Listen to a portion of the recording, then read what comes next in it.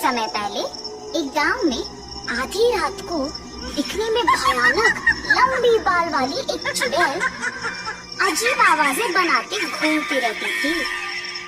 बहुत समय से आधी रात होते ही हमारे गांव में अजीब आवाजें आ रही हैं। पता नहीं कौन करते रहता है। हाँ, उस समय में सभी दरवाजे बंद करके अंदर ही रहते हैं।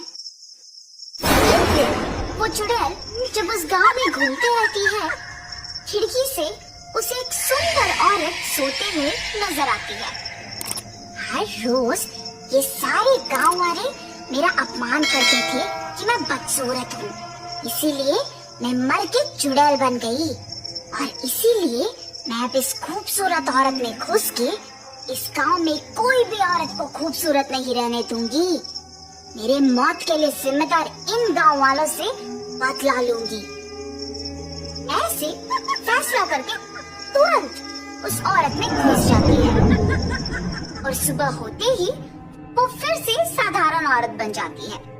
अगले दिन से अजीब आवाजें न आने के कारण गांव वाले सारे खुश हो जाते हैं, लेकिन वो चुड़ैल उस गांव में मौजूद सारी सुंदर औरतों को बदसूरत बनाने लगी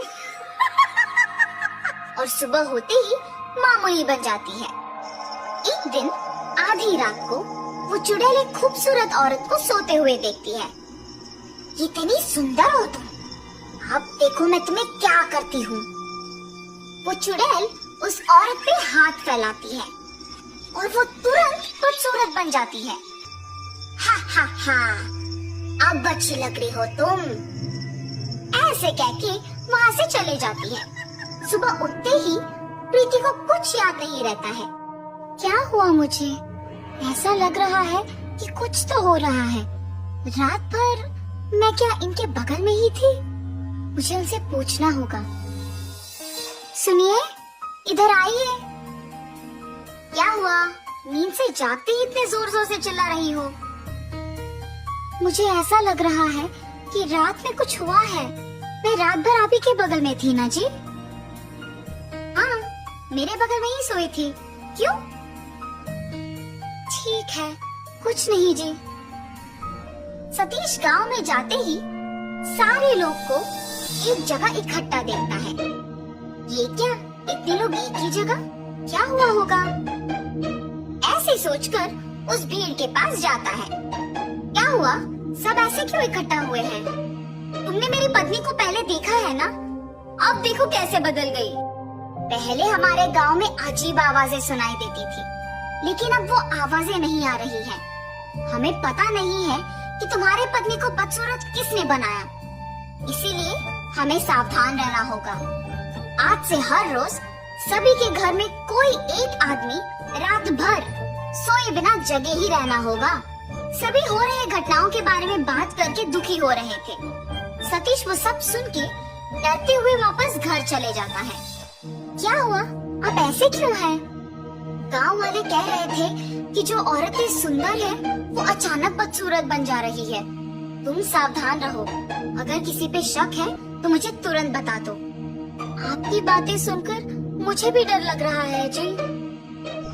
उस रात को सारे गांव वाले लिए हुए फैसले के अनुसार करते हैं और अपने घर में सतीश भी सोने की नाटक करता है। ठीक 12 बजे प्रीति को बिस्तर से उठकर एक आईना लेके उसमें अपने आप को देखते हुए देख सतीश दंग रह जाता है। अब हर रोज की तरह मुझे इस आईने को छुपाना होगा। ऐसे सोच के तुरंत चुड़ैल के रूप में बदल जाती है। उस आईने को एक जगह छुपा के घर से निकल जाना सतीश देख डर के मारे बिस्तर पे बेहोश हो जाता है। सुबह होश में आके नींद से जाग उठता है। प्रीति को हमेशा की तरह देख वो आश्चर्यचकित हो जाता है। क्या हुआ? आप मुझे देख ऐसे डर क्यों रहे हैं? मैं क्यों डरूंगा? मुझे किसी से डर नहीं है। ऐसे कांपते हुए डर के मारे गांव वालों के पास जाता है और जो कुछ उसने पिछली रात को देखा था वो सब बताता है। आज के समय में भी भूत प्रेत को मानते हो? क्या तुम सच में तुम्हारी पत्नी को चुड़ैल के रूप में बदलते हुए देखा? तो तुम सोच रहे हो कि गांव में हो रहे घटनाओं का तुम्हारी पत्नी वजह है? अगर तुम लोगों को मेरे बात पे यकीन नहीं है तो मेरे साथ मेरे घर आओ। मेरी पत्नी को दिखे बिना एक कोने से उसे देखो। सतीश के ऐसे कहने पर गांव वाले उसके साथ उसके घर जाते हैं और एक कोने में छुप जाते हैं। रात के 12 बजते ही प्रीति अचानक नींद से जाग के एक आईने में अपने आप को देखना वो सब देखते हैं।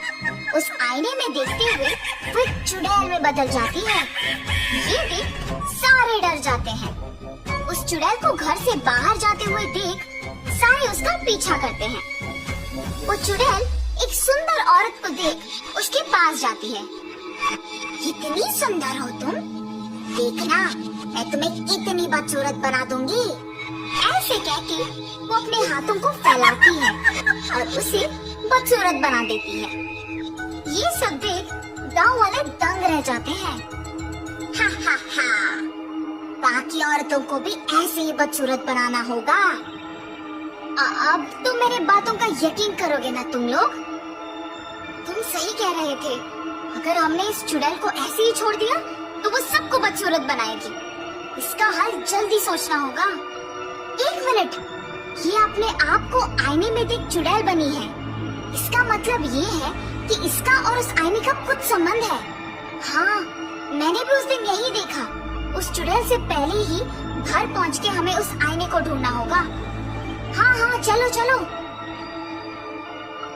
ऐसे सारे गांव वाले सतीश के घर जाके उस आईने को ढूंढते हैं। जब तक वो चुड़ैल घर लौट आती है, गांव वालों के हाथ में उस आईने को देख डर जाती है और उस चुड़ैल के अंदर आते ही गांव वाले भी डर जाते हैं। मैं तुम लोगों को कुछ नहीं करूंगी, डरो मत, बस वो आईना मुझे दे दो, ऐसे कांपते हुए कहती है।